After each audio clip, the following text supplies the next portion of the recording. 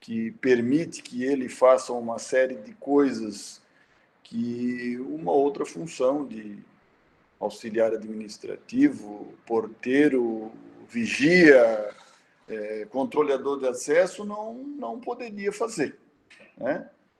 Principalmente eu falo do pronto atendimento. E aí nós estamos novamente falando da questão do risco. Se você consegue mitigar esse pronto atendimento com alguma tecnologia, se você consegue mitigar esse risco, diminuindo a necessidade de segurança daquele local, que é o exemplo, por exemplo, muito contundente do dinheiro, né? Se você tem um volume grande de dinheiro, você tem que gastar um pouco mais de segurança para resguardar aquele determinado local. Agora, quando você tira o dinheiro de circulação, você acaba mitigando ou acabando com o risco. Essas avaliações é que devem ser feitas. O que eu vejo no mercado, infelizmente, é que essas avaliações caem por terra na ânsia de atender uma vontade muito grande do tomador de pagar menos pelo serviço. Muitas vezes acontece isso. Então, onde você deveria efetivamente ter um profissional com armamento, com colete balístico, com comunicação, com segurança eletrônica também, monitoramento de imagens, alarme, toda a necessidade de segurança para aquele local, você acaba trocando por uma pessoa que vai ficar ali sem um respaldo para dar um atendimento de segurança, de combate a incêndio, de primeiros socorros, de tudo aquilo que o currículo do vigilante permite. Resta saber se o cliente vai entender, né, que quando acontecer uma das ações dessas, né, ele não vai ter aquilo como pronto atendimento. Ele vai ter uma pessoa lá que vai recorrer a um atendimento ou vai fazer alguma ação que nada tem a ver com a segurança propriamente dita. Então, a grande dica, né, a grande ação a ser feita nesses lugares é realmente você fazer um plano de segurança quando da necessidade da segurança, e se não for um plano de segurança, pelo menos fazer uma descrição de função, gente. Eu vejo muita gente tirando o vigilante e botando o auxiliar, tá, mas o que esse auxiliar vai fazer lá? Ele vai controlar a entrada e saída de veículos, vai sair na rua quando o diretor estiver entrando na empresa para dar uma segurança maior para o diretor, vai verificar se o sistema de incêndio está funcionando. Acho que não estamos falando de um auxiliar administrativo, né? Estamos falando de um paliativo para uma pessoa que não precisa ganhar dinheiro com segurança privada, pagar menos pelo nosso trabalho. Essa consciência é algo muito difícil de impregnar no mercado, porque às vezes na ânsia de vender e de ganhar contratos, nós esquecemos da nossa missão maior, que, por exemplo, aqui na nossa organização, é de cuidar e de proteger de pessoas e patrimônios. Quando eu falo isso, aí cai por terra toda uma situação que vem se desenvolvendo no mercado, mas, repito, é mais por uma ânsia de pagar menos do que uma necessidade propriamente dita. E repito o que eu falei antes, se você tem uma situação que o cara só pesa caminhão, arruma documento, faz e-mail, faz serviços somente administrativos, se antecipe, porque ali não precisa efetivamente de segurança, né, naquela função propriamente dita. Né? Mas será que aquela empresa, que muitas vezes tem aí um patrimônio enorme e uma planta gigantesca efetivamente não precisa de um pronto atendimento? E aí, vou mais longe. Será que a qualidade desse pronto atendimento não está tão baixa que aí o contratante diz, isso aí eu também não preciso. Então, nós temos que aumentar a qualidade do nosso serviço, fazer com que ele agregue efetivamente valor no que tange a segurança. E o que não for segurança, vamos nos antecipar e dizer com toda franqueza, aqui você precisa de uma pessoa que não é um vigilante.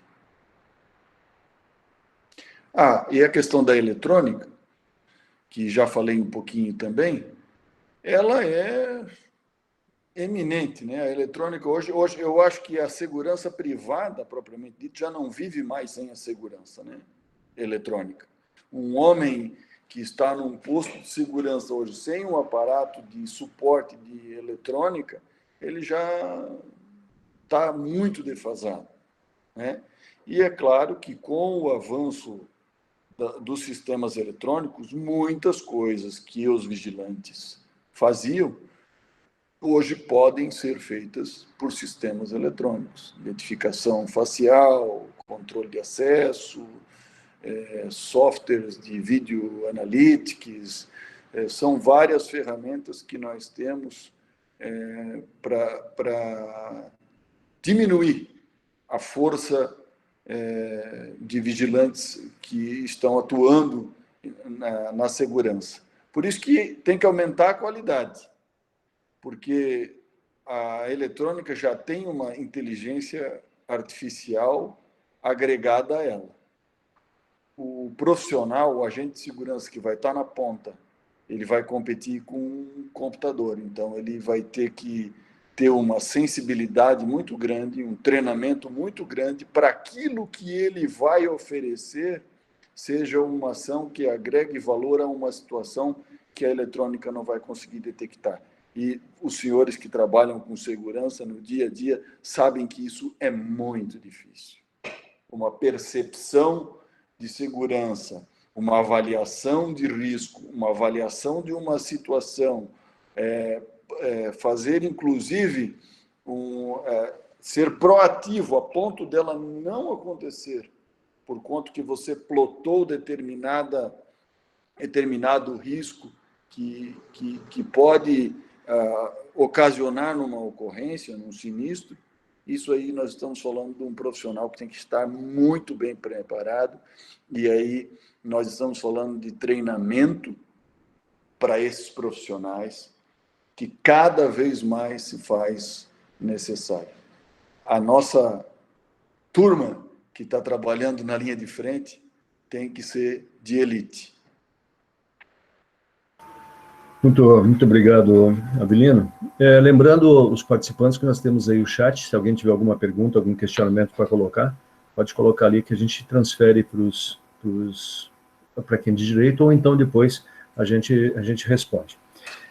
Ouvindo as falas aqui, eu entendo que nós tínhamos que dar um jeito, né, conseguir de alguma forma fazer com que os tomadores do serviço ouvissem essas falas, né, porque são eles, na verdade, os grandes responsáveis por nos contratar.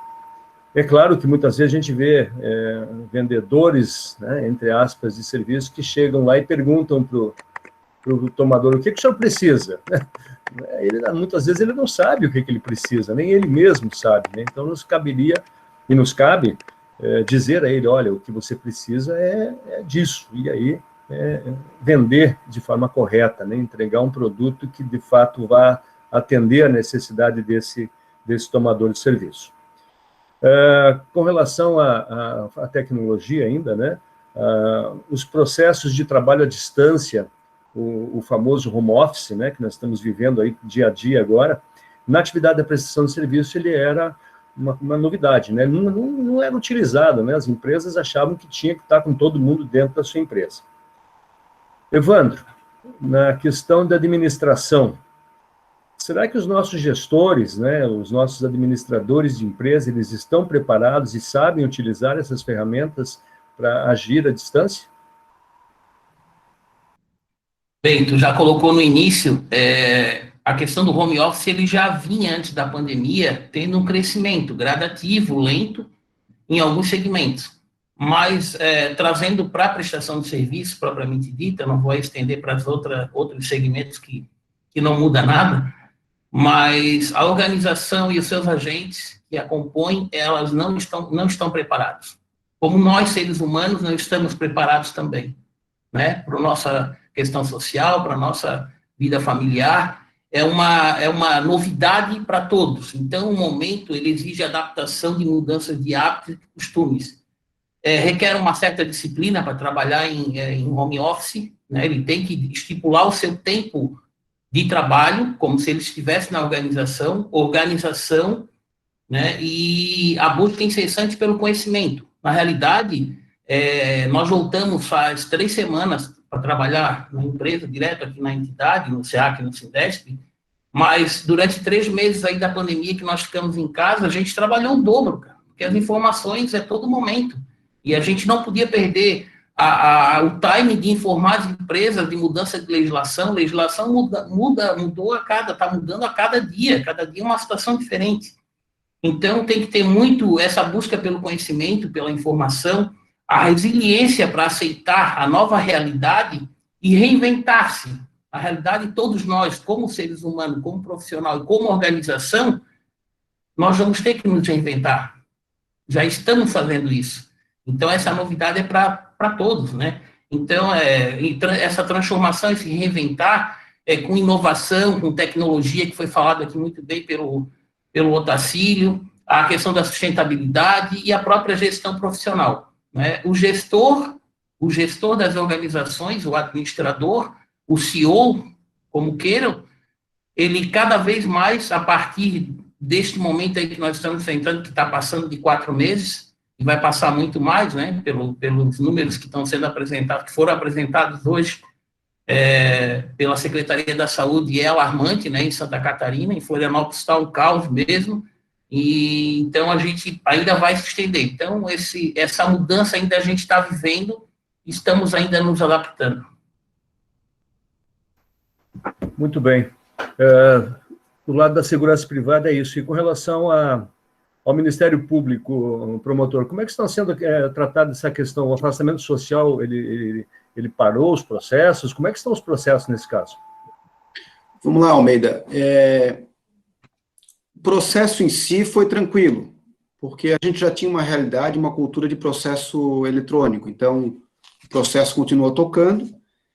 Nós tivemos uma mudança de paradigma gigantesco e foi assustador a questão das audiências.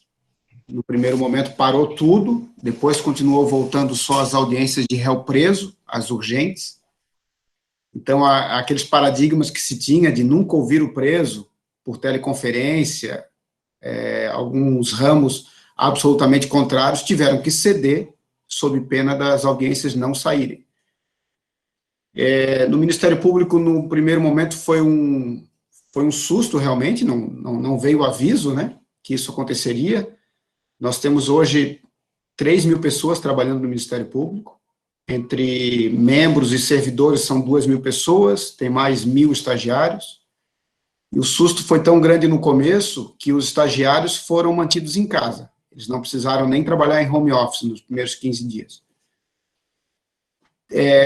O pessoal da tecnologia foi muito bem, o gerenciamento deles foi muito bem, eles conseguiram colocar aí 2.000 a 3.000 pessoas em 10 dias trabalhando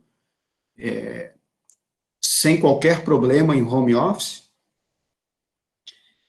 Hoje a gente trabalha com VPN, então está tranquilo. Surgiu a oportunidade de nós melhorarmos muito a cultura do setor público. Ela traz consigo uma cultura ainda de vigiar pessoas, de gerenciar pessoas, e não gerenciar processos. E o home office, ele te traz a necessidade de gerenciar resultados, porque eu não estou vendo a pessoa. Eu, por exemplo, eu trabalho com uma equipe de 49. Hoje, no Laboratório de Tecnologia de Combate à Lavagem de Dinheiro e o setor de perícias. Eu não vejo o que o TI está fazendo, mas eu vejo o que ele produz. Isso foi uma mudança. E daí talvez entre a importância daquilo que o Otacílio vivencia no dia a dia, que são os dashboards, a apresentação de como anda o resultado daquilo que nos foi pedido. Eu vejo que a pandemia, então, trouxe essa situação boa, ela trouxe a tecnologia, em questão de 15, 20 dias, ela trouxe a tecnologia para dentro do Judiciário, para dentro do Ministério Público, para rotinas arcaicas que a gente tinha. Nós vamos, então, ter coisas muito boas de ouvir pessoas à distância por videoconferência, que não sei por que a gente não fazia isso ainda antes. Mas a gente está sentindo muita falta daquilo que nos é mais importante, que é o nosso cliente. Quem trabalha numa vara criminal, a gente não escuta a vítima. Quem trabalha numa vara da família não escuta o casal que está se separando. Quem trabalha na infância não vê a infância, não vê a criança, o adolescente. Então, isso é uma situação que nos causou um impacto. O Ministério Público agora evoluiu, que vocês da iniciativa privada já têm há bastante tempo, que são os chatbots, atendimentos automatizados. Então, tudo isso é uma oportunidade que a pandemia nos criou de ter que atender as pessoas eletronicamente. Mas de uma maneira do atendimento do home office foi positivo, foi extremamente positivo. Eu era, a minha parte de gestor de pessoas, com a cultura de controlar pessoas, eu tinha uma antipatia ao teletrabalho. Aquilo que eu não via me dava uma insatisfação, assim. Hoje não, hoje se eu pudesse, eu trabalho com tecnologia hoje. Eu vou atrás do dinheiro, eu sou o cara que vai atrás do dinheiro, como foi agora os escândalos que deu no Estado. As operações do GAEC somos nós que fazemos a extração de dados, a copiagem de celular e tudo.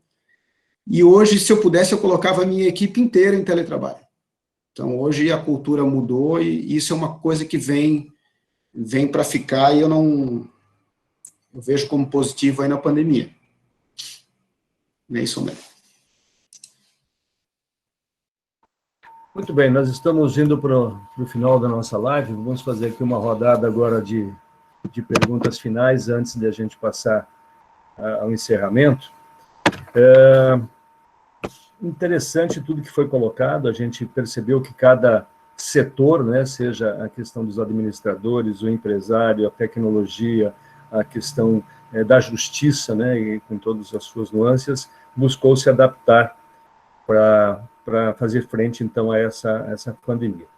Uma coisa que sempre me causa preocupação quando a gente fala em trabalho à distância, quando a gente fala em utilização de ferramentas de inteligência, é a questão da proteção de dados. Eu queria saber do Otacílio, como é que está sendo tratada a questão da segurança da proteção de dados para que ela possa, em primeiro lugar, cumprir a lei, né? Nós temos uma lei agora aí, né? Uma lei pesada, inclusive. Como é que as empresas estão se preocupando com isso? Bom, a LGPD, né, que é a Lei Geral de Proteção de Dados, ela era para ter entrado em vigor literalmente este ano. Acho que o Dr. Márcio pode me corrigir se eu estiver equivocado. Mas ela foi prorrogada para 2021. Mas ela ainda foi prorrogada para 2021, Almeida, com uma característica de, vamos chamar de obrigatoriedade para os grandes e de espera para os médios e pequenos, que ainda vai precisar ser regulamentado. Isso não significa dizer que nós tenhamos que esperar o último momento, como uma cultura muito ruim, de se adaptar às coisas, né? Eu encaro a LGPD como duas oportunidades inteiras. Primeiro, a minha oportunidade no âmbito interno. As empresas precisam proteger seus dados. As empresas de segurança privada hoje, elas têm excepcionais dados sobre seus clientes. E eu arrisco a dizer que, vou ser bem simples, né? 51% delas, isso é empírico, tá? Ela não tem uma política de proteção de dados. A sua área de tecnologia de informação até pode ter ouvido falar na ISO 27000, mas ainda não chegou nesse nível de aprofundamento. Não digo isso de todos, obviamente, por isso que eu estou usando essa forma empírica de falar dos 51%. Mas as consequências disso são muito graves, porque Basta que um dos servidores que os senhores utilizam seja violado e os dados dos seus clientes sejam expostos, a repercussão jurídica disso vai ser, pelo menos, de moderado para grave, no sentido de defesa por parte das empresas. Então, internamente, você não precisa hoje estar preocupado com a lei. Você, efetivamente, tem que fazer seu dever de casa, né? Casa de ferreiro, espeto de ferro. Nesse sentido ainda, o que acontece hoje conosco, né? A Lei Geral de Proteção de Dados, quando ela foi começar a ser discutida a nível de Brasil, ela veio realmente por conta dessas grandes empresas de Big Data. Porque você acessa um joguinho no smartphone, aperta lá um concordo, sem qualquer tipo de leitura, você faz um cadastro no site de uma loja de eletroeletrônico, aperta lá um concordo sem leitura, e você está dizendo assim, faça o que quiser com os meus dados. Utilize ele com market share, faça daqui, verifica qual é o meu encaminhamento, você tem um aparelho auditivo, que é o meu caso, ele marca a minha posição, ou seja, qualquer indivíduo hoje que entenda um pouco de tecnologia, ele consegue me monitorar. Então, enquanto interno, isso é uma demanda de sobrevivência. Por outro lado, existe a Lei Geral de Proteção de Dados como serviço. E aí as empresas de segurança têm oportunidade também. Porque os senhores detêm excepcionais informações quanto aos seus clientes. Os senhores que hoje utilizam, vou pegar um exemplo muito simples, uma rede de supermercados, tá? Para a gente não, assim, em que essa rede, por algum motivo, ela tem 20 unidades espalhadas. Os senhores têm todas as informações necessárias e têm condições de rastrear todos os seus gerentes. Tem condições de identificar todos os processos de docas, seja de entrega, de saída e assim por diante. Como serviço, a proteção de processos associados a informações, ela já é relevante. Quem hoje tem utilizado, quem se apropriou dessa estrutura, não fomos nós, profissionais de segurança. E isso é eminentemente segurança, por isso é uma lei de proteção. Mas quem se apropriou dessa estrutura foram os profissionais com formação na área do direito. Por quê? Porque, basicamente, existem 4 tipos de ações, né? A normativista, eu sigo normas. A descritivista, eu descrevo procedimentos. Aí, Evandro, como administrador, todos vocês aí, descrevem. A prescritivista, né? Muitos de nós prescrevem soluções para os seus clientes. E a tal da construtivista, que é aquele indivíduo que ele aprimora o conhecimento do seu cliente a partir de pressupostos e de informações. Então, eu vejo hoje esse movimento da Lei Geral de Proteção de Dados como uma excepcional oportunidade para que as empresas de segurança elas não percam a sua essência, não vai mudar. A discussão que o Avelino postou aqui ela é corretíssima. Mas só que o Avelino sabe que do outro lado o cliente quer pagar menos. E como se ele não tem percepção do risco que tem, e se tem percepção não o leva a sério, ele vai procurar cada vez mais apertar o prestador de serviço para que isso seja. Só que na hora da crise, ele vai te cobrar como se fosse um produto de primeira linha.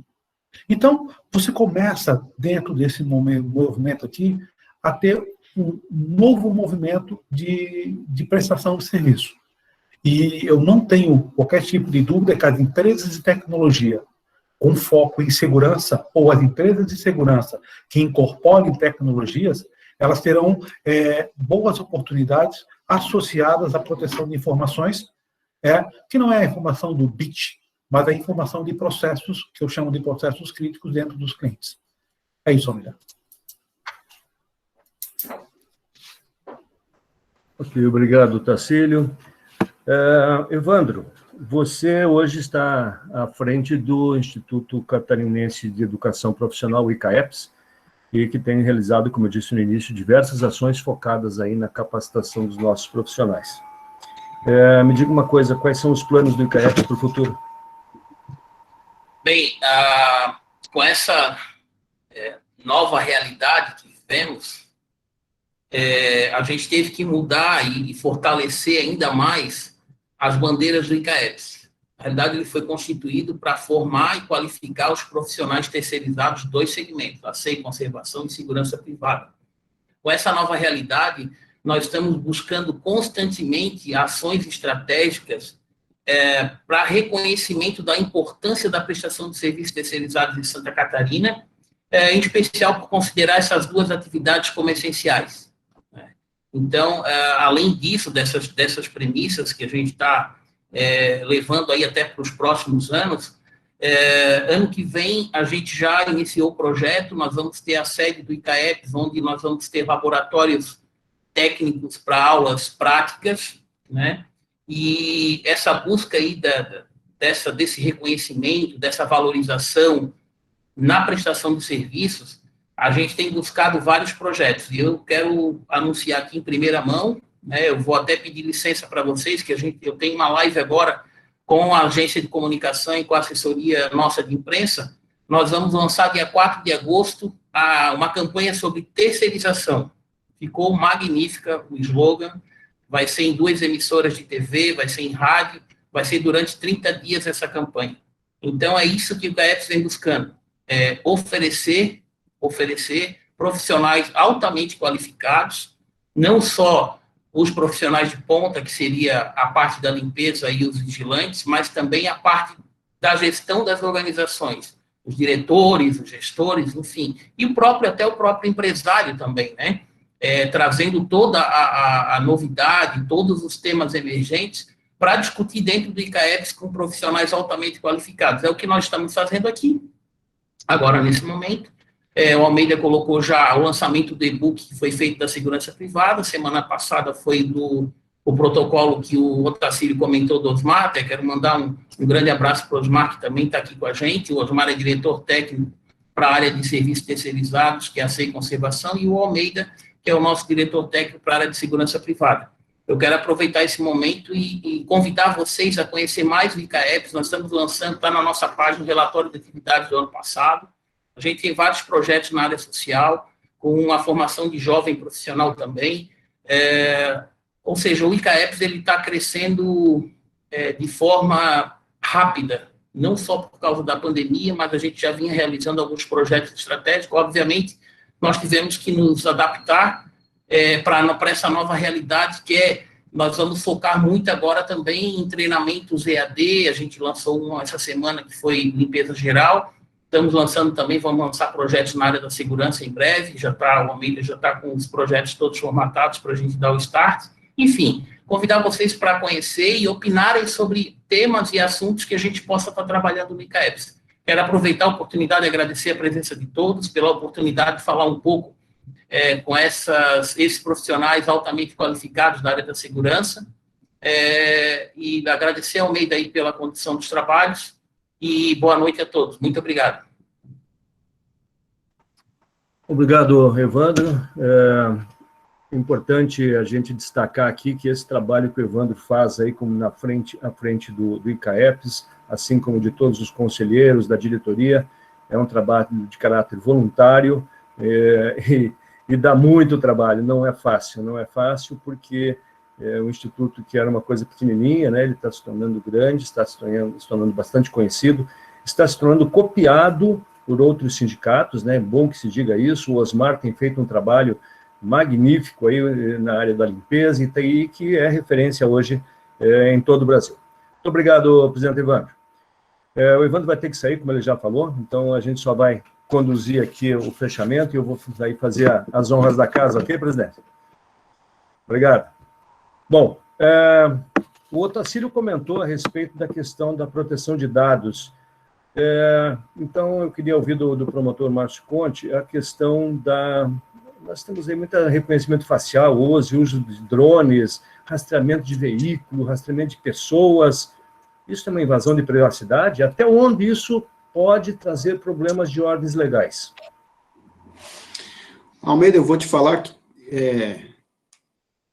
eu acho que esse vai ser o maior desafio que as empresas de segurança privada tendem a passar nos próximos meses, nos próximos anos. Ou vai dar tudo certo ou vai dar tudo errado. E o pior é que uma empresa que não se preparar com a LGPD, ela não tiver fluxo da informação bem desenhado, ela não tiver como demonstrar para o seu cliente ou como demonstrar judicialmente depois o que ela grava, como que ela grava, por que ela grava, onde ela grava, como e quando ela destrói a informação. Ela é obrigada a ter esses fluxos bem definidos, e principalmente, eu toquei no assunto porque tu comentou da câmera de reconhecimento, rastreamento e coisas assim, se tinha uma ideia de acoplar outras funcionalidades para aquela informação que a empresa de segurança ia captar. Ela ia verificar pessoas, ela ia verificar comportamentos, e ela, há anos, quem falasse disso há 4 anos, ia imaginar, eu vou vender isso para empresas de marketing, eu vou acoplar comportamentos das pessoas que eu sei que está entrando no shopping, que lojas que elas mais entram, que horário que elas mais entram. As empresas de segurança vão poder fazer isso de forma anonimada, então a massa de pessoas onde ela se mexe, ela pode fazer. Mas de forma nenhuma ela vai poder quebrar os dados pessoais e o dado pessoal sensível, principalmente a leitura facial.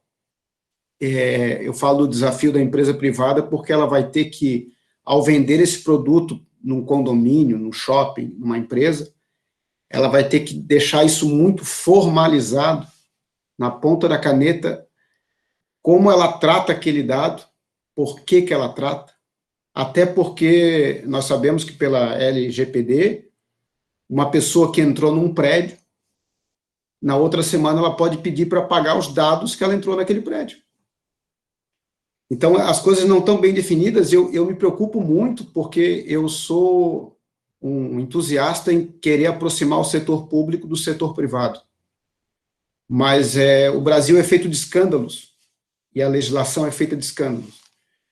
E eu me preocupo muito de uma empresa que não esteja preparada a receber uma multa, e isso acabar refletindo em empresas mais sérias, ou mais preparadas.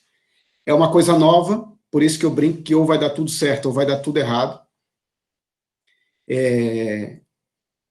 Assim como, às vezes, quando um policial militar pode fazer uma besteira lá na ponta, é uma exceção da exceção, quando sai na mídia, sai que a polícia militar cometeu um erro, e isso no universo de 10 mil soldados, pouquíssimos erraram.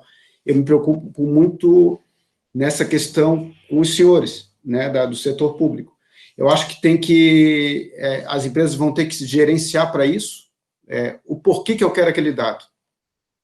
Eu quero cadastrar todo mundo com leitura facial que entra no shopping, ele tem que responder o porquê e o que ele vai fazer com aquela informação. Não, talvez eu tenha que ter um banco de dados que me aponte só o ponto fora da curva. Eu quero só que me dê match para quem tem uma determinada suspeita. Tudo bem, então eu não vou cuidar de todo mundo. Então, eu sou favorável. Agora eu entrei num grupo que, imagina, eu trabalho no meio de um monte de nerd, entre aspas. Criador de tecnologia e criador de resultados. Me preocupo muito que vocês vão ter, como disse o Avelino, né, se profissionalizar mesmo, ver se o cliente quer realmente segurança, ele quer fazer uma câmera de reconhecimento para segurança, ele quer fazer um drone ou um rastreamento para segurança, é isso que vocês trabalham. Ele quer usar também o meu sistema para fazer análise comercial. Isso vai gerar um comportamento que não está bem claro. O próprio Ministério Público, em determinados setores, não está tão preparado assim para isso. O Judiciário também não. No nosso caso, ainda vai nos causar menos problema, porque a própria lei ela isentou um tratamento mais severo desses dados, ele isentou na questão de segurança pública. Então, como a gente trabalha com segurança para prova criminal, nós estamos fora. Vocês ainda não. Então, eu sou favorável, mas me causa, se eu tivesse que dar um alerta, eu ainda vejo uma necessidade do setor de segurança pública se preparar. Eu não tenho conhecimento até onde vocês já se prepararam, mas não é só se preparar, porque nós estamos falando, a lei ela impôs muita multa, e eu acho que vai ter muito aproveitador, querendo processar empresas de segurança para receber indenização em razão do uso dos seus dados pessoais e dados pessoais sensíveis. A minha ressalva é a necessidade de, além de se preparar, de se responder a essas rotinas, é formalizar isso, porque vocês aí na virada do ano vão ser solicitados a demonstrar isso oficialmente nos contratos e podem ter certeza que vão ter advogados e processos especializados em querer processar empresas de segurança porque tinha uma câmera dizendo, cuidado, você está sendo filmado. E se você não conseguir formalizar isso, tende a sofrer um susto que vai acabar refletindo em toda a rede de segurança privada. Muito bem, é um alerta aí, então, para os nossos gestores e um alerta muito importante. Avilena, com toda a segurança da informação, como é que a Segura se prepara aí para o pós-pandemia? O que passa na cabeça do gestor? Olha, a pandemia estreitou os espaços aí, né? Porque tá todo mundo agora tem aqui na Segura, eu até brinco, tem gente falando de uma sala para outra pelo Teams, né? Quando antigamente se tinha que fazer reunião para tudo, né? Pô, não posso ir a Blumenau, não posso ir não sei onde, e a gente aprendeu. Acho que a grande lição foi essa, né? A gente hoje fala com pessoas de todos os lugares através das ferramentas tecnológicas, né? Mas eu acho que aqui em Blumenau nós temos muito essa cultura de trabalhar com a crise pelo nosso histórico de desastres naturais, né? Nós já passamos por muitas enchentes aí, então a crise para nós é uma coisa do nosso cotidiano. A gente tem plano de emergência para enchente aqui, né? Mas essa crise ela tem uma característica diferente da enchente, ela não acaba.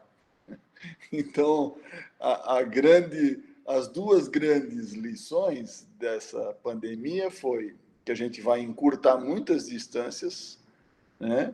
A gente vai agilizar o nosso modo de gestão mais ainda, embasado na tecnologia, e a gente vai ter que aprender a trabalhar o tempo todo com crise, porque a hora que vira uma outra pandemia dessa, tomara que não venha, né? Mas a gente já ouve falar, alguns cientistas, que isso pode não ser uma coisa tão atípica daqui para frente, e a própria Covid, né? Ninguém sabe quando vai acabar. O fato é que a gente tem que aprender a trabalhar com isso. Hoje nós estamos aqui, nós temos um grupo aqui de WhatsApp na empresa onde as informações das pessoas que estão com problema de saúde aparecem, e esse grupo de WhatsApp eu estou quase deletando ele, porque a cada X minutos tem uma nova pessoa ali. Essas pessoas têm que ser substituídas, tem que ser dado um apoio para elas, né? Para como elas vão se recuperarem. Uma outra grande preocupação, tem empresas que fizeram a suspensão dos contratos de trabalho, reduziram as cargas de trabalho decorrente da 936, mas essas pessoas que estão em casa também vão ter um problema financeiro, principalmente que a gente, usando aí a frase do Otacílio, falando empiricamente, eu acho que mais de 51% do brasileiro não tem uma reserva muito grande. Então, essas pessoas que tiveram redução nos seus rendimentos, a gente tem que trabalhar de uma forma bastante inteligente para reintegrá-las no trabalho. Elas precisam disso também. Então é isso, eu acho que encurtou os espaços com a tecnologia, vai ensinar nós a trabalharmos de forma perene com planos de contingência. Daqui para frente, vamos trabalhar meio igual a aeronave, com 3 motores, 4 motores, 4 bombas de combustível, e já é meio que característico do nosso setor isso, né? Eu que escuto falar do setor desde 1972, por causa do meu excelentíssimo pai, que tem uma vida nesse setor, então a gente sempre ouvia a falar desses sistemas de redundância, né? Que a segurança é muito característico isso. Mas daqui para frente, cada vez mais,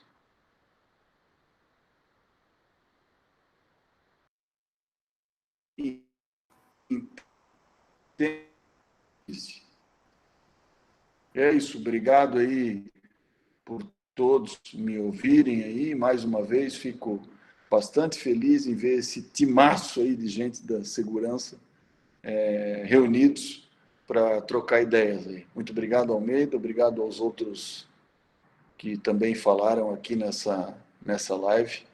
Uma boa noite a todos. Muito obrigado, Avelino. Eu queria passar a palavra aí agora para o nosso amigo Coronel Otacílio, para que também ele faça aí suas considerações finais aí.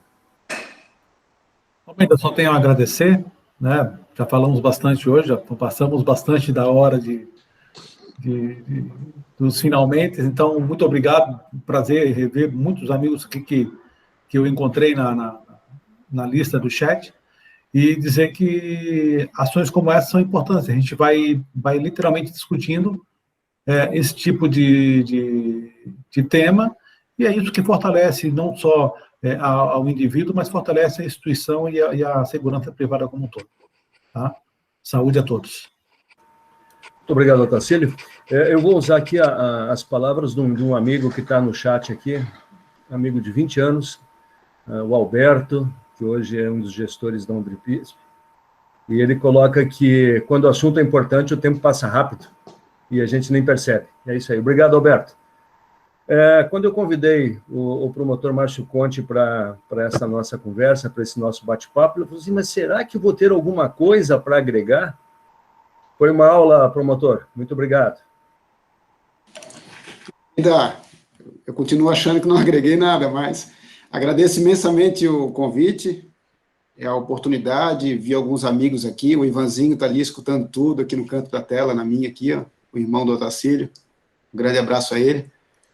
Fico à disposição, quando quem me conhece mais de próximo sabe que não tem frescura e não tem muita formalidade para falar comigo. Aquilo que eu precisar ajudar, eu vou ser bem transparente, bem aberto para conversar com qualquer um de vocês.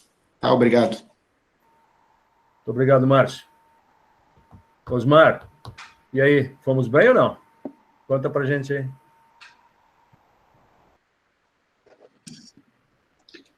Boa noite a todos. Eu me sinto até constrangido de, no meio de tantas feras, aí, expressar minha palavra. A gente é simplesmente da limpeza, sabe como é que é? A faxina, cara. Mas eu fico muito lisonjeado com isso. Fico mais lisonjeado ainda de pertencer à diretoria do ICAEPS e repartir esse cargo de diretor com o Almeida, que cuida dessa parte. Foi um prazer muito grande escutar pessoas tão importantes manifestarem seu apoio e dizer a todos o seguinte: a maior preocupação das empresas de serviço hoje é com aquelas que não correspondem à qualidade, porque o cliente pode generalizar todas por essas. E isso nós precisamos extirpar do nosso meio. Eu sou muito grato ao ICAEPS e ao SEAC Santa Catarina, que sempre me receberam de braços abertos. É um sindicato, é um estado que eu vou com muita gratidão todo mês trabalhar, atendo o Brasil inteiro, mas eu sempre digo, eu acho que eu sou catarinense, eu só não moro em Santa Catarina pela dificuldade que a gente tem na viabilidade da locomoção aérea, pelas viagens um tanto constantes.